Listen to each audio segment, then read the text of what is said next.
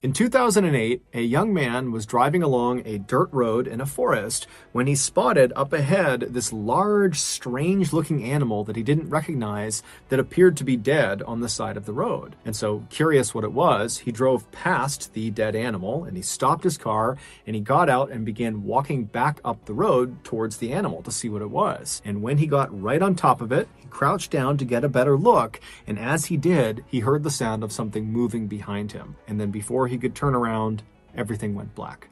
But before we get into today's story, if you're a fan of the strange, dark, and mysterious delivered in story format, then you've come to the right place because that's all we do, and we upload once or twice every week. So if that's of interest to you, please invite the like button to come on over your house for a nice, fun, casual game night, and as soon as they step inside, immediately ambush them, handcuff them to the bed, and have a priest perform an exorcism on them. Also, please subscribe to our channel and turn on all notifications so you don't miss any of our weekly uploads. Okay, let's get into today's story.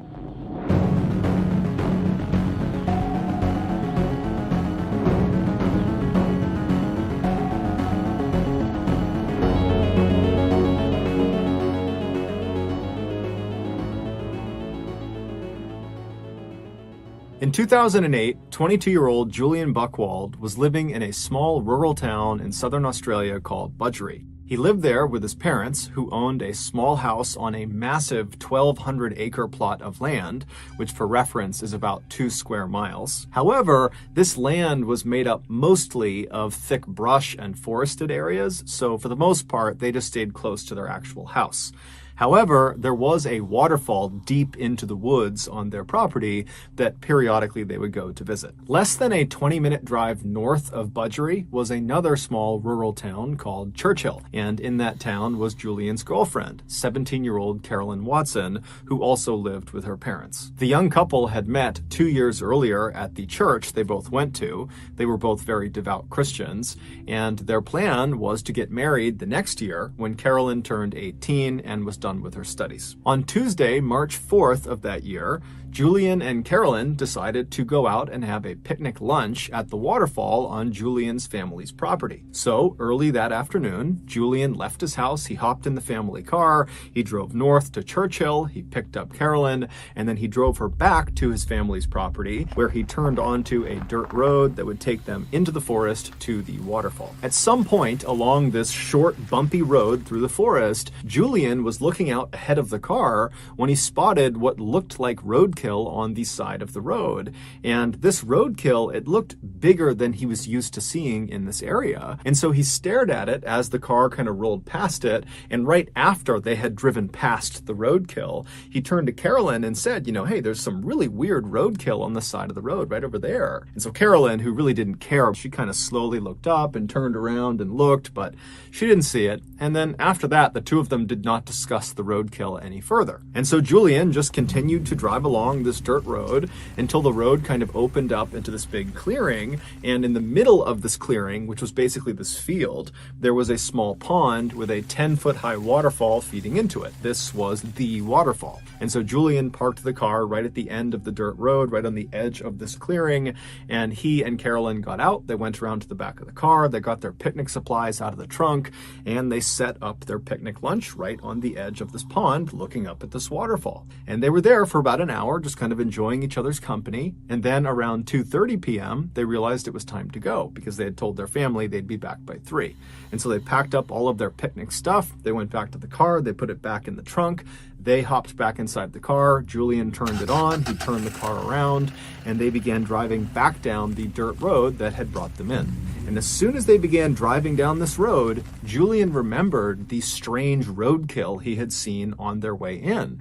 And he decided that he wanted to stop and get out and actually go up to it. And so as they're driving along, he looks over at Carolyn and says, hey, do you mind if I stop the car when I see the roadkill so I can go look at it? And Carolyn looked at him and she's like, Okay, but remember, we have to be back by 3 p.m. That's what we told our families, so please be quick. And so Julian said, no problem. And so he continued driving along, scanning for this roadkill. But after driving for several minutes, he had not found the roadkill yet. And he started to become worried that he had just driven past it without realizing it. And so he stopped the car. They're pretty close to the end of this dirt road. They're almost back to Julian's property, but he stops the car right in the middle of this dirt road. And he turns to Carolyn and says, hey, I think I drove past it. Do you mind if I just hop out and run back? And so Carolyn was totally annoyed that this roadkill viewing was really becoming quite involved. But she says, okay, go. But again, you got to be quick because, it's almost 3 p.m. And so Julian kind of grinned at her. He put the car in park and he hopped out, he turned, and he began jogging back down the road in the direction of the waterfall. And after jogging for maybe 30 seconds or so, the road had turned to the right. And so from where he was on the road, if he turned around, he would not have been able to see his car or Carolyn. He was kind of deep in the thick of this forest. But he knew, this road is not very long, and so I'm sure the roadkill has got to be up here somewhere. And so he decided he would just continue running back along this road for maybe 1 or 2 more minutes, and if he didn't find the roadkill by then, he'd just have to give up, turn around, and head back to the car. And so he began jogging, continuing towards the waterfall on this dirt road, and sure enough, after about a minute, he spots off to the side the roadkill. And so he runs up to it, and right away he sees it's this huge animal that's right on the side of the road. There was a branch from a tree that had kind of obscured the carcass a little bit, and he figured that's why on the return trip he hadn't seen it, because this branch was kind of blocking it from view. And so standing over it, still not even sure what it is, he reached down and he moved the branch, the tree branch, out of the way to get a better look at this big dead animal. And right as he did that, everything went black. A few minutes later, Carolyn, who was still sitting in the car waiting for her boyfriend to come back, looked at her watch and realized it was getting really close to 3 p.m. and still Julian was not back yet. And so feeling kind of annoyed with him, she sat up in her seat and turned around and looked out the rear window of the car, expecting to see Julian come bounding down the road toward her. But when she looked out the back window, all she saw was this dirt road that kind of bent off to the right out of view and thick trees everywhere. Her boyfriend is nowhere to be seen. Annoyed, she turned back around and sat facing forward again, but began periodically looking in the side view mirror, expecting Julian to pop up at any moment. But after several more minutes went by and still Julian had not come back yet, her annoyance turned into concern. Was Julian actually okay? And so she decided, it's almost 3 p.m. now. We got to get back. I need to get out and actually go investigate and see what's going on with Julian and this roadkill. And so she opened her car door, she stepped outside, she stood up, she turned, and she looked down the road in the direction it turned to the right towards the waterfall, and she froze because there was something standing right in the middle of the road that her brain simply couldn't process. She wanted to turn and run. She wanted to scream for help, but she couldn't. She was just frozen with fear, staring at this thing in the middle of the road. And then seconds later, this thing that she saw in the road began moving toward her. Around 3:30 p.m. that day, Julian's mother, who was at the house, realized her son had still not come back from his picnic. And this was very unlike him. He was extremely punctual. And so she stepped out onto the front porch to wait for him. But after waiting on the front porch for 30 minutes and him not showing up again, she got really concerned. And so she left the porch and went down onto their driveway, and their driveway extended right up to the main road that ran along the front of the house. And when she reached the top of her driveway, she just turned and watched down the main road, waiting for her son to come back. Because in order to get to the waterfall, you had to get on this main road and then turn onto that dirt road that was a little ways down this main road. And so she's just standing there looking down the road, waiting for her son, but he's still not coming out of that dirt road. And as she's looking in this direction, she happens to glance along the chain link fence that ran along the front of her property. And she noticed there was a plastic bottle that had been jammed through one of the chain links. And so she decided she would just go over and see what it was, because it didn't make any sense that there would be a bottle in her fence. And so she walks over, she pulls the bottle out of the fence, and she realizes there is a tightly rolled piece of paper that's inside of the bottle. And so she unscrews the cap, she turns the bottle over, and she pours this little piece of paper out. She unfurls the piece of paper and sees there's writing on it. And as she's reading it, her heart starts to race and she covers her mouth. This note was clearly intended for her to read, or someone in the family to read that day, because it was about what happened to Julian and Carolyn that day. The note, which was covered in all these strange satanic symbols and was barely understandable because the grammar and spelling was so terrible, it generally communicated that Julian and Carolyn, who they called the boy and the girl, had been kidnapped. And so long as the family did not contact police, they, the boy and the girl, Julian and Carolyn, would be returned. It didn't really specify what they were going to do to them, and there was no ransom. It basically just said, you better not tell police or else. Well, Julian's mother was terrified. She had no idea what to do, and despite this threat of some sort of harm to her, to her children, to her family, if she went to police, she still called the police. And so the police, they came out to her property, they inspected the note, and right away, they noticed at the bottom of the note, it was signed with the initials O-N-A. And so those initials, combined with these strange satanic symbols all over it, led police to discover who O-N-A was. ONA was a cult. It was the Order of Nine Angles, and they are a self-professed satanic cult that operates primarily in Europe, but also has chapters in the United States, in Canada, in Russia, and also in Australia. This cult believes that Christians are the enemy of the world, and they need to be destroyed in order to institute a militaristic New World Order they called the Imperium. And if that wasn't frightening enough, this cult openly advocates for, and apparently practices, human sacrifice. They have come out and said the people they kill in these sacrifices are people they consider lesser thans, basically the bad people of society.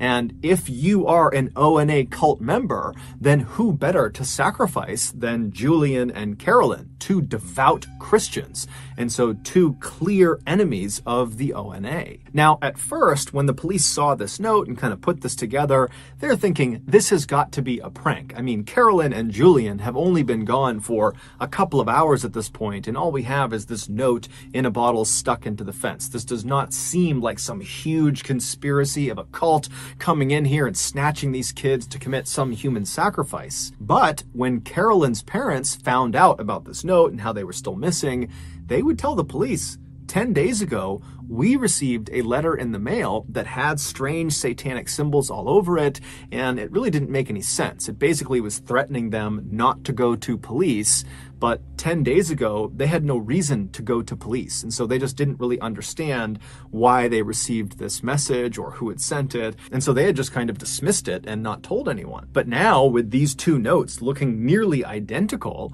it seemed fairly obvious that whether it was the ONA or some other person or group, whoever was behind the kidnapping of Julian and Carolyn had clearly been watching both of their properties prior to the attack, which meant this was likely a more sophisticated kidnapping than it seemed. So that evening, the police launched this huge air and land search all over Julian's family's property, but despite looking everywhere, they found no sign of the young couple. There was just nothing. And over the next few days, when still there was just no sign of Julian or Carolyn, and there was no more word coming in from ONA, there were no more bottles stuck in fences or stuck in mailboxes, the police began to prepare for the worst. Then something totally unexpected happened. On March 11th, so 7 days after Carolyn and Julian went missing, a farmer was driving along this winding back road up in the mountains right near Alpine National Park. Alpine National Park is this very rugged, mountainous place that's about 250 miles to the north of Budgery. And so as this guy is driving along this road, which is very heavily forested on either side, he sees up ahead this young man and young woman who are barely wearing any clothes,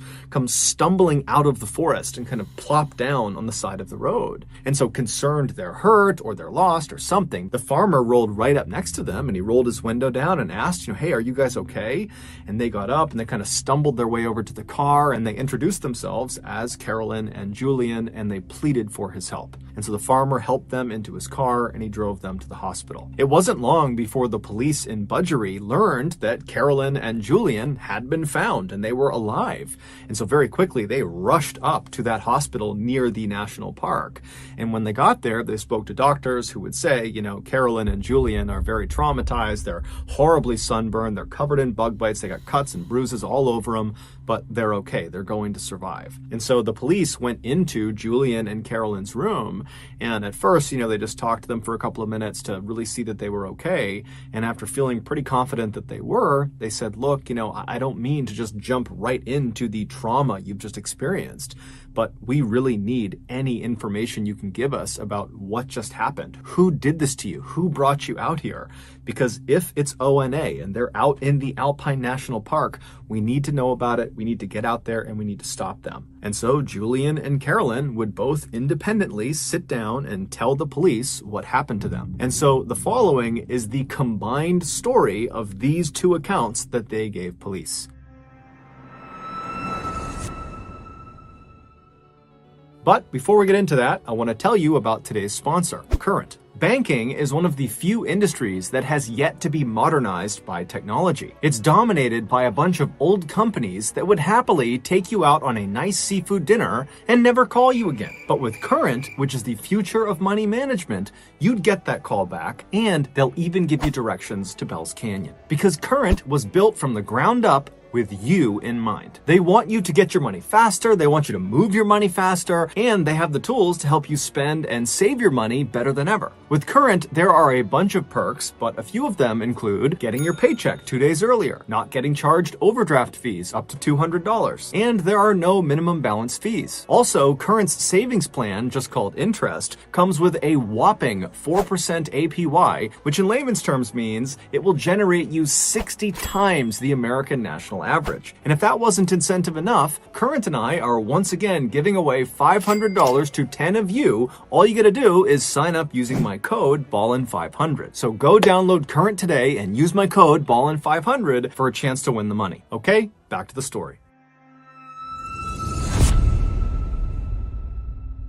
And so again, here is the account that both Julian and Carolyn gave to police. 7 days earlier, when Julian had gotten out of the car and ran back down the road to that dead animal on the side of the road, and he had reached down to kind of get that branch out of the way to get a better look at this thing, he heard sudden movement behind him, and as he turned, he didn't have a chance to see what was behind him, but he felt something hard smash him in the back of the head, and it knocked him unconscious. When he woke up, he knew right away that a significant amount of time had passed, that he had been unconscious for what must have been several hours, because now it was dark out, and when he was struck, it was broad daylight, and he looked around him and he had no idea where he was. He was in the middle of this forest, he had no clothes on, his wrists and his ankles were tied together, and he moved around and he realized he had been tied to a tree that was right behind him. And so he's got no idea what's going on, he has no idea where he is, he's looking around, he doesn't see anyone, and then amazingly, when he looks down, right next to him, underneath some leaves, is a knife. And so he's thinking, how in the world is there a knife right next to me? This almost seems like it was placed to be here for me. But either way, he reaches down with his hands, he picks this knife up, and he's able to cut the restraints off of his ankles, and then he's able to cut the restraints off of his waist, and then he stands up and he's able to kind of cut off the ones on his wrist, and then he's free. And so he takes this knife and he has no idea where he's going, but he needs to get away. He doesn't know if whoever brought him here is going to come back. And so he just picks a direction and he starts running. Shortly after Julian had been struck in the back of the head after looking at that dead animal carcass, Carolyn was still sitting in the car and she was starting to get annoyed and kind of worried about Julian. And so she gets out of the car, she stands up, she turns, and she looks down the dirt road where it kind of bends off to the right. And standing in the road, maybe maybe 10 feet away from her is this man wearing all black. He's got a black balaclava over his face, and he's looking right at her. And so she's so scared, she just frozen to the spot. And then this guy charges her, he tackles her to the ground, and then once she's on the ground, he rips all her clothes off, and then he binds her wrists, her ankles, he ties them together so she's hogtied, and then he puts a blindfold around her eyes. And so she's lying on the road, she can't move, she can't see anything, and she hears her attacker run off down the road. And then a couple of minutes later, she hears a car approaching, and it stops right near her, and then she hears the sound of a car door opening, someone walking up to her, and then they pick her up and they put her in the trunk of this car, they shut the trunk, and then the car kicks into gear and it starts driving away. And so for hours and hours, she lay in the trunk in this horrible position where the circulation to her wrists and to her ankles were cut off. And so she's getting shooting pain in her limbs, and it's totally uncomfortable. And then after several hours, the car eventually turns on to some really bumpy road, and then it comes to a stop. And then she hears the sound of the driver open the door. They walk around to the back of the car. The trunk pops open. And then this person pulls the blindfold off of her eyes. And she sees, even though her eyes are taking a second to adjust, that it's the man with the balaclava on. And he picks her up and he throws her on the ground. And then after he shuts the trunk, he walks over to Carolyn and he grabs her by the wrists and he begins dragging her into the woods. And so as she's being dragged, Carolyn is thinking, I'm about to be killed somewhere in the middle of the woods. There's nothing I can do. I can't go anywhere. I can't do anything. And after several minutes of being dragged, she gets dropped. And then this man with the balaclava, he walks back to the car and he gets a shovel. And when he walks over to her, he makes a special point of showing her the shovel. And then he rolls her onto her side so she's positioned in such a way that she can see what he's doing. And then right in front of her, he takes that shovel and he begins digging a hole in the ground. And so Carolyn's watching him and she's thinking, he's digging my grave. And so for several hours, Carolyn just laid there wondering what was going to happen to her as this guy dug this hole deeper and deeper into the ground. And then finally, when the hole was apparently deep enough,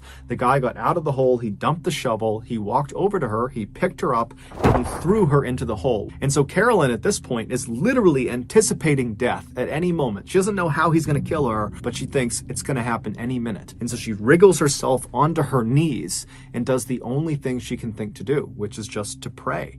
And so as she's sitting there kneeling and praying, she hears the sound of her attacker walking off. Now, the hole was deep enough that she actually could not see where he was going, but she could clearly tell he was walking away. It was almost like her prayer had been answered, that this guy was going to leave her alone. But even with this guy potentially gone, she was still in a perilous situation because she's stuck in this hole. She can't go anywhere. She's still tied up, and the temperatures are dropping rapidly, and she's got no clothes on. After Julian had managed to free himself from his restraints with that knife that he found, and after he had turned and just started running in a general direction, he had begun yelling out for help. He knew that by yelling out, he very likely could be alerting the person who had brought him here. But he's thinking, it's freezing, I don't have clothes on, I have to get help right now. And maybe Carolyn is out there. And so he's just kind of yelling out for help. And at some point, a voice yells back to him, and it's a voice he knows very well. It's Carolyn. And so in the darkness, he's kind of fumbling through all the trees and he's listening for Carolyn's voice. And finally, he reaches her and he finds her in this hole, hogtied, screaming out for him. And so there's this moment where he kind of explains what happened to him, and she's trying to explain what happened to her, but they're just so scared that this attacker is going to come back that Julian just hops into the hole, he cuts her restraints, and then Julian helps Carolyn out of the hole. And at this point, Carolyn can barely walk because the circulation had been cut off for the most part to her legs for the better part of 6, 7, 8 hours at this point. But still, they're desperate to get out of here. So Julian's kind of holding Carolyn up, and they begin to walk away from this hole site. And as they're leaving, they begin scanning around the area in case, this attacker has left something else on the ground, because Julian had said, I found a knife near where I was being held. And sure enough, as they're leaving, not far from the hole, they spot lying up against a tree a sleeping bag, and rolled up inside of the sleeping bag was some food and some water. And so Julian and Carolyn, they can't understand how in the world this has happened. Both the horrible luck of being kidnapped and brought out here, and the unbelievable luck of finding life-saving supplies just laying nearby. But either way, they grab the sleeping bag, they grab the food and water, and they take off running. For the next 48 hours, the couple roasted during the daytime when the sun was out because the temperatures would climb significantly. There wasn't much shade where they were walking around, so they're getting horribly sunburned.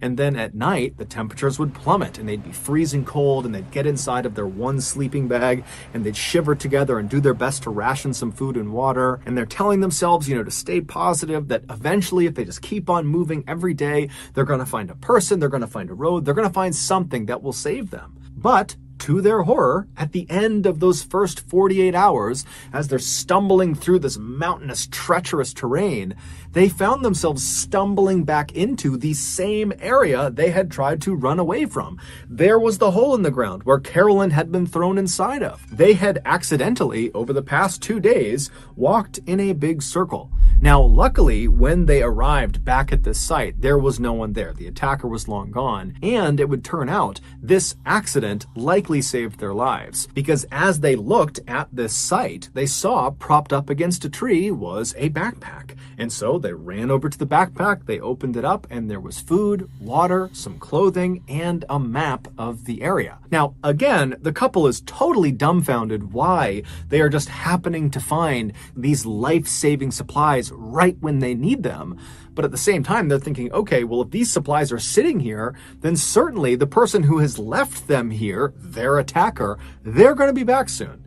And so they just grabbed the backpack with everything inside of it and they took off running. And for the next 5 days, they used that map as best as they could, and they eventually stumbled their way through the terrain, roasting during the daytime and freezing at night. And eventually they reached that road where they stumbled out, and the farmer driving along the back road, he spotted them and he brought them to the hospital. After hearing this story, the police very quickly organized a massive search around the area of Alpine National Park where the farmer picked up Julian and Carolyn, because they're thinking, okay, it's got to be right around here that we'll find the man in the balaclava that might lead us to the ONA, or maybe he's not connected to the ONA, but whoever he is, we need to find this guy. And so the police, they go out, they do this huge search. They don't find the man with the balaclava. They don't find any sign of the ONA, but they do find that area where that hole had been dug that Carolyn had been thrown in. And when they searched that area, they found the shovel, they found some rope, and they found some duct tape. And when they brought that in to be examined, they couldn't believe what they discovered. All of those items belonged to Julian, which meant either the kidnapper had taken all of these supplies from Julian right before going out and perpetrating this kidnapping, or, much more likely, Julian had supplied these things to the kidnapper and so was involved in some way in this kidnapping. And so the police went to Julian and confronted him with this information and said, "You're not telling us everything because these are your items." And at first, Julian would completely deny any accusations that he had anything to do with this. But after some very serious police pressure was put on him, he cracked. The following is the real story of what happened. Back on March 4th, so the day that Julian and Carolyn went missing, Julian, after picking Carolyn up, they made it onto that dirt road that led into the forest towards the waterfall, and as they're driving along, Julian claimed to have seen some roadkill, some very strange roadkill on the side of the road. And so when Carolyn kind of turned around to look and didn't see it, Julian made it seem like, oh, well, we drove past it, that's why you didn't see it. But in reality, there was never any roadkill. That was completely made up. There was no roadkill. All Julian was doing was creating something that would allow him to then get out of the car at the end of their trip.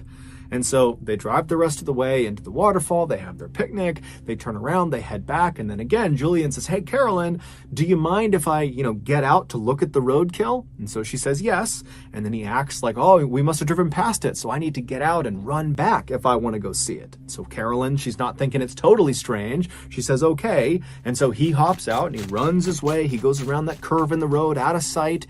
There's no roadkill. Instead, he makes his way to a tree where days earlier he had stashed his all-black outfit, his black balaclava, and his knife, his shovel, his rope, his duct tape. It was all stashed in this spot that was going to be out of view of where Carolyn was. And so after getting all dressed up, he turned and began walking back towards Carolyn and his car. And when he turned the corner, he saw Carolyn was already standing outside of the car. And so he charged her, he tackled her to the ground, he ripped her clothes off, off, he hogtied her, he threw her in his car, and then he got all of his supplies, he threw those in the car too, and he began driving away. And for 6 hours, he drove north all the way up to Alpine National Park, and then when he got there, he found a road that would kind of go off the trail a ways into the forest, at which point he opened the trunk, he pulled Carolyn out, he threw her on the ground, he dragged Carolyn into the woods, and then with her blindfold off, he made sure to show her the shovel, and he began digging that hole to give her the impression that he was going to kill her and bury her. He really wanted her to be totally terrified.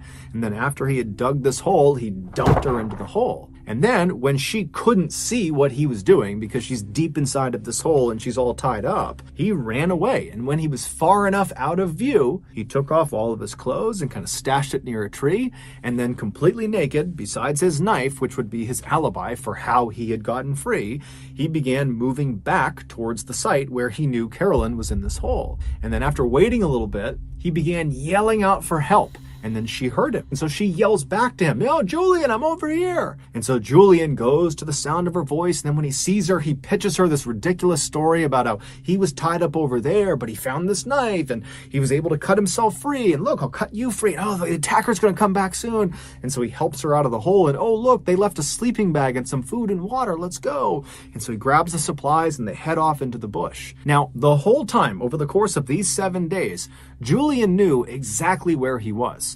And so when they accidentally went in a circle and arrived back at the site where the hole was and then found that backpack that had more food and more water and some more supplies, that was intentional. That was not an accident. He had left the backpack there, and so that's why they had doubled back. And then 5 days later, after scampering through the wilderness, they magically found the road.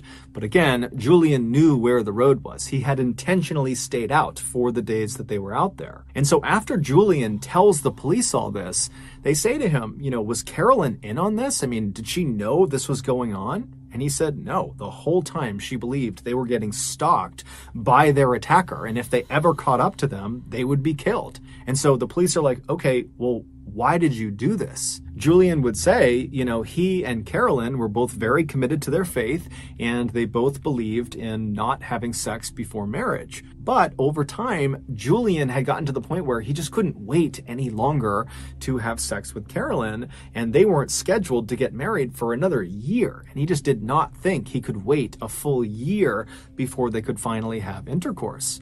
And so he had staged this entire kidnapping in order to hopefully coerce Carolyn into having sex with him. And so while he and Carolyn were out on the run in Alpine National Park for those 7 days and nights, they were not wearing any clothes or barely wearing any clothes. And at night, they only had that one sleeping bag that Julian had intentionally staged in advance. He knew they would have that one sleeping bag. And so they would climb into that bag at night because it's freezing cold out. And as they're laying there right on top of each other, he would say to Carolyn, "We need to have sex in order to produce enough heat that we don't freeze to death out here." But Carolyn, despite the circumstances, every time said no. And so after 7 days of trying to convince Carolyn that they had to have sex, it was a matter of life or death, and that if they just said their vows, that under the eyes of God, they would be considered married and sex would be okay at that point, despite all of his best efforts, every single time, Carolyn just continued to say no, no, no. And so at the end of those 7 days, Julian finally just gave up. And so that's when they magically made their way out to the road and were rescued. Julian would also tell police that he was the one who wrote those notes prior to the kidnapping in hopes that they would believe the Order of the Nine Angles was behind all of this and he wouldn't get in trouble. Prior to his trial for kidnapping, Julian was out on bail and he decided he would just try to flee Australia. And so the way he did this is he dyed his skin a darker shade, and he also dyed his hair darker, and then he attempted to use a fake Indian passport to go to India. And he was able to fool Australian authorities, but when he arrived in India, he was immediately found out and he was extradited back to Australia where he would stand trial. And in 2009, he was found guilty of kidnapping along with a host of other obscure charges, and he was sentenced to 7 years and 9 months in prison. So that's going to do it. If you got something out of today's episode and you haven't done this already, please invite the like button to come on over your house for a nice, fun, casual game night. And as soon as they step inside, immediately ambush them, handcuff them to the bed, and have a priest perform an exorcism on them. Also, please subscribe to our channel and turn on all notifications so you don't miss any of our weekly 1 or 2 video uploads. We now have a podcast called the MrBallen Podcast, where we put out brand new, never before heard stories on Monday mornings. These are podcast exclusives. You can only get them on the podcast. On Thursday mornings, we do re-uploads of old YouTube videos. So again, it's just called the MrBallen Podcast, and you can find it on Spotify, Apple Podcasts, Amazon, Google, basically anywhere you find your podcasts, you can find it there. If you want to get in touch with me, please follow me on any major social media platform and then send me a direct message. My username on every platform is just @MrBallen, and I really do read the majority of my DMs. We have 2 additional YouTube channels. One is called MrBallen Shorts, where we put out random short videos and lost episodes, and the other channel is called MrBallen en Español, and it's a Spanish language channel. We also have a Facebook page just called @MrBallen that puts out near daily content, and we have a Snapchat channel just called MrBallen that puts out content every Sunday. We have some really cool merchandise, so head over to shopmrballen.com to have a look, and if you have a story suggestion, please submit it to our subreddit just called MrBallen. It's linked in the description below. So whether I see you on Instagram, Twitter, TikTok, Reddit, YouTube, Facebook, other YouTube channels, the podcast, wherever, just know that I really appreciate your support, and until next time, that's going to do it. See ya.